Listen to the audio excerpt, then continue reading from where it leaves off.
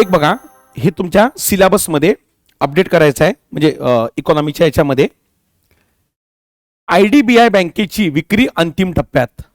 बरोबर, कुठली बँक रे पोरो? आयडीबीआय. पहिला प्रश्न इथंच तुम्हाला विचारणार आयोग, पुढील पैकी कोणत्या संस्थेचं सरकार स्ट्रॅटेजिक डिसइन्व्हेस्टमेंट करणार आहे? कुठलं?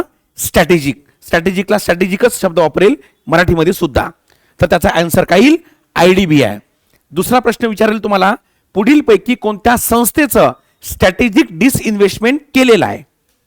बरोबर, एक आयडीबीआय आहे आणि 2022ची कोण आहे? Air India. या दोन, आता जवळपास संस्थेचं सरकारनं डिसइन्व्हेस्टमेंट केलं, पण स्ट्रॅटेजिक डिसइन्व्हेस्टमेंट फक्त दोघांचं केलं आहे. एक म्हणजे कोणाचं? एअर इंडियाचं, आणि दुसरं आयडीबीआयची प्रोसेस काय सुरू आहे. सांगतो स्ट्रॅटेजिक डिसइन्व्हेस्टमेंट म्हणजे काय. ठीक आहे, आता बघा इथं शब्द आलाय धोरणात्मक निर्गुंतवणूक. बरोबर, आता पहिले कन्सेप्ट क्लिअर करून घेऊ आपण की स्ट्रॅटेजिक डिसइन्व्हेस्टमेंट, ज्याला आपण सिलेबसच्या भाषेमध्ये शब्द वापरू आपण धोरणात्मक निर्गुंतवणूक म्हणजे डिसइन्व्हेस्टमेंट. इन्व्हेस्टमेंट म्हणजे काय? ठीक आहे, आता पहिला शब्द आहे डिसइन्व्हेस्टमेंट. याचा अर्थ काय होतो? ज्या काही पब्लिक सेक्टर अंडरटेकिंग असेल, बरोबर, तर आपण आपल्या भाषेमध्ये म्हणतो सरकारी कंपन्या. लक्षात ठेवायचं, निर्गुंतवणूक सरकारी कंपन्यांचं होते, खाजगी कंपन्यांचं होत नाही. त्यामुळे हलका फुलका प्रश्न जर विचारला की निर्गुंतवणूक पुढीलपैकी कशाची होते, हा नाही, आतमध्ये गेल्यावर डोकं हे व्हायला नको ना रे बाबा, फक्त कोणाचं होते? सरकारी कंपन्यांचं. ज्या सरकारी कंपन्या आहे त्या सरकारी कंपन्यांचे शेअर्स विकून, बरोबर, पैशाची काय करणे? उभारणी. आता मला सांगा, जर एखादी कंपनी घेऊ आपण, उदाहरणार्थ समजून घेतलं, हेच घेतो, कुठली? आयडीबीआय.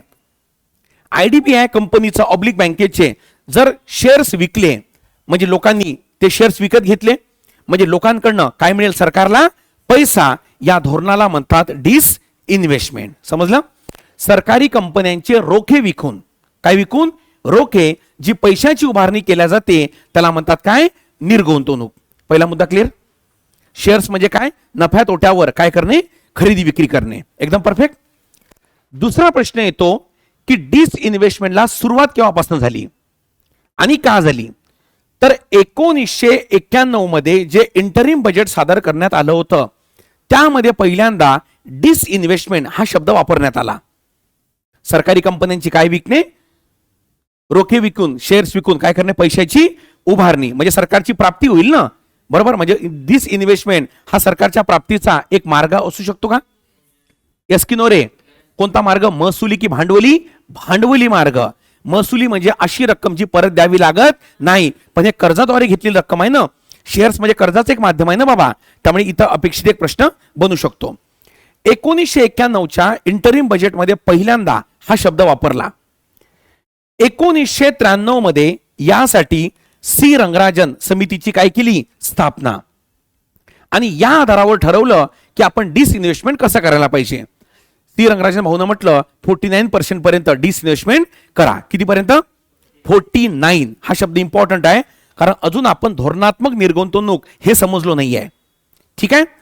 त्यानंतर 1996 मध्ये निर्गुंतवणूक आयोग स्थापन केला, ज्याचं नाव आहे रामकृष्ण आयोग. जी.व्ही. रामकृष्ण आयोग. कळलं? आपल्या क्लासचा ऍड्रेस कसा आहे? रामकृष्ण हॉस्पिटलच्या वर, हा तसं जी.व्ही.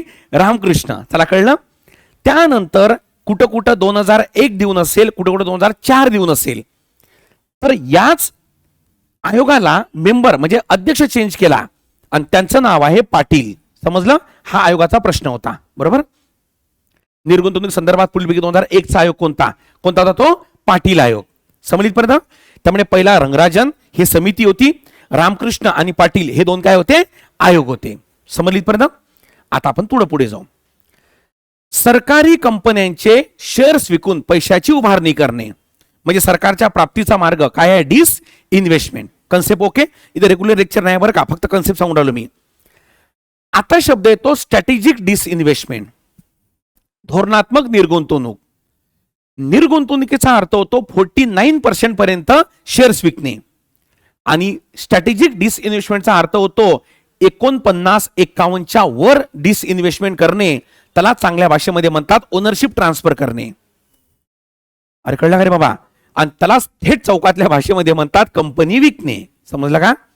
कंपनी विकलं तर बरं वाटत नाही ना, मोदींनी कंपनी विकली म्हणून, मग त्याला सॉफ्ट शब्द जोर का झटका धीरे से, बरोबर नाही का? नाव काय द्यायचं? स्ट्रॅटेजिक डिसइन्व्हेस्टमेंट, म्हणजे कंपनी गेली. अरे कळलं का? त्याला अर्थ तो होतो. स्ट्रॅटेजिक डिसइन्व्हेस्टमेंटचा अर्थ होतो ओनरशिप ट्रान्सफर करणे. आणि आता आपण या डिसइन्व्हेस्टमेंटच्या अपेक्स म्हणजे याच्यामध्ये आहो, अपेक्स फेजमध्ये आहो. विकणे म्हणजे गेलंच ना सगळं आता. आणि सध्या काय कंपन्या काय आपल्या तेवढ्या फायद्याच्या राहिलेल्या नाही आहे. तर त्यामध्ये पहिलं एअर इंडियाचं आणि IDBIचं विक्री आता काय अंतिम टप्प्यात आहे. केंद्राकडून आर्थिक निविदा काय आमंत्रित की बघा कोणाला काय करायचं आहे, ही कंपनी घ्यायची. निविदा म्हणजे विकूनच राहिले बरं का. अरे कळलं का रे बाबा? इथं निविदा कशासाठी, कोण विकत घेणार आहे, तर त्यामध्ये त्याला काय म्हणतात की कोटक महिंद्रा वगैरे म्हणजे रेसमध्ये आहे, म्हणजे हे घ्यायला ही बँक आहे ना IDBI. आणि एअर इंडिया कोण विकत घेतली? TATA टाटा. समजलं? त्यामुळे दोन कंपन्यांचा आतापर्यंत काय केलं स्ट्रॅटेजिक डिसइन्व्हेस्टमेंट. हे ते प्रश्न आहे बरं का जे 10 वरून 15 कडे नेतात तुम्हाला. कितीवरून? 10 वरून 15 कडे. इकॉनॉमिक्सला व्हॅल्यू ऍडिशन लागते म्हणजे लागते. आता हे व्हॅल्यू ऍडिशन आहे की सिलेबस व्हॅल्यू ऍडिशन आहे? सिलेबस व्हॅल्यू ऍडिशन आहे. ठीक आहे. आता प्रश्न येतो की आतापर्यंत या डिसइन्व्हेस्टमेंटची आकडेवारी बघा किती आहे. आकडेवारी लक्षात राहत नाही ना, बरोबर? मी पुन्हा सांगतो, व्यवस्थितपणे माइंडला जर वाचन जर दिलं ना तर आकडेवारी लक्षामध्ये राहते. 2025-26 47,000 कोटी हे आपलं काय रे पोरं हो लक्ष. आताच किती हजार कोटी? 47,000 कोटी, बरोबर?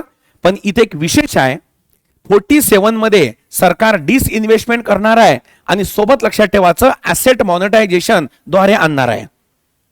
म्हणजे पहिलं असं बजेट आहे 25-26 ज्यामध्ये सरकारनं असं नाही म्हटलं की डिसइन्व्हेस्टमेंट मधनं 47 कोटी आणणार. सरकार काय म्हणते? डिसइन्व्हेस्टमेंट अँड अदर इन्कम याच्यामधनं 47 कोटी आणणार. समजली इथपर्यंत? असं का बरं म्हणते सरकार? कारण याच्या आधी सगळे फेल आहे कार्यक्रम. मग तो म्हणजे टार्गेट ठेवून अचीव होत नाही, त्यापेक्षा एक काम कर, ते शब्दच बदलून टाका. लक्षात ठेवायचं किती? 47,000 कोटी. परफेक्ट. 24-25 मध्ये किती हजार कोटी? 50,000. मी सांगतो आकडे कसे लक्षात राहायचे तर 23-24 मध्ये किती? 51,000. 22-23 मध्ये किती? 65. आणि 21-22 मध्ये 1,75,000. सर तुम्ही याच्या पुढचे का नाही आकडे आणले? इथूनच का बरं आणले? तो हा आकडा विचारेल 21-22 चा. फायदीस कारण 21-22 लक्ष हे आतापर्यंतचं सर्वात मोठं लक्ष आहे. अरे कळलं का रे बाबा? 1,00,000 किती? 75,000 आले नाही पैसे तो भाग वेगळा. सर्वात लक्षात ठेवायचं हा बिगेस्ट टार्गेट आहे. आता मला सांगा, मी जर तुम्हाला या प्रकारे पिन करून देऊन राहिलो आकडेवारी, एक्झाम मध्ये आठवणार की नाही? हो की नाही? फक्त तू एक्झाम हॉलमध्ये सुविचार वाचत बसू नको भिंतीवरचे, तेवढं फक्त बघजो. कळलं का? किती? 1,75,000 कोटी जे सर्वात मोठी आहे. ठीक आहे परत. आतापर्यंत सरकारला डिसइन्व्हेस्टमेंट मधनं कधीही टार्गेट पेक्षा जास्त पैसे प्राप्त झाले नाही. फक्त 2017-18 हे एकमेव असं वर्ष होतं ज्यावेळेस सरकारला सर्वाधिक प्राप्ती झाली. सर्वाधिक काय झाली? प्राप्ती. का बरं? इथं एक कंपनी आहे HPCL, माहिती आहे? या कंपनीला डिसइन्व्हेस्टमेंट केलं होतं आणि ती पेट्रोल पंपवाली कंपनी आहे नी, बरोबर नाही का? अरे सरकारी नफ्यातल्या कंपन्या ज्या आहेत त्याचं तुम्ही जर डिसइन्व्हेस्टमेंट केलं तर सरकारला प्रॉफिट मिळत आहे बरं का? LICला मिळाले ना पैसे सरकारला. पण यांचं धोरण काय? तोट्यातल्या कंपन्यांचं डिसइन्व्हेस्टमेंट करायचं. लोक काय येडेबिडे आहे का तोट्यातल्या कंपन्यांचे पैसे घ्यायला? त्याला कळलं? तर HPCLचं केलं होतं. ओके. तर या तऱ्हेनं त्याला काय म्हणतात की हे आतापर्यंतचं काय आहे लक्ष आहे कशाचं? डिसइन्व्हेस्टमेंटचं. विषय कळलं? सर्वात लार्जेस्ट किती? 2021-22 आणि सध्याचं किती? 47,000 कोटी. 25-26 आता बजेट आला त्यामध्ये 26-27 इथं फक्त अपडेट करा किंवा मी करूनच देईल तुम्हाला, काळजी करू नका. ते किती कंपन्यांचं डिसइन्व्हेस्टमेंट सॉरी स्ट्रॅटेजिक किती कंपन्यांचं? 2. Number 1 air India, number 2 IDBI. Air इंडियाचं 2000 किती? 22. पूर्वच्या दृष्टीनं थोडा आकडेवारी महत्वपूर्ण असेल. डिसइन्व्हेस्टमेंट अँड स्ट्रॅटेजिक डिसइन्व्हेस्टमेंट मधला फरक काय? डिसइन्व्हेस्टमेंट म्हणजे फक्त शेअर्स विकणे आणि स्ट्रॅटेजिक डिसइन्व्हेस्टमेंट म्हणजे आखी मालकी. त्यालाच मला चौकातल्या भाषेमध्ये कंपनी विकली. कळलं का? आणि याच्यामधून आता पहा, स्ट्रॅटेजिक मधनं जो सरकारला प्राप्त होईल ना ती रेव्हेन्यू असेल, कारण ती विकून आलो कंपनी आपण. आणि डिसइन्व्हेस्टमेंट मधला काय असेल? भांडवली असेल. प्रश्न काय विचारला ते बरोबर बघायचं. जर आयोगानं असा प्रश्न विचारला, पुढीलपैकी सरकारला सर्वाधिक प्राप्ती कोणती, आणि पर्यायामध्ये डिसइन्व्हेस्टमेंट असेल, तर उत्तर ते असणार का? नाही. करेक्ट उत्तरपेक्षा चुकीचं उत्तर पण शोधणे पण करेक्ट केल्यासारखं आहे ना. अरे कळलं का रे बाबा?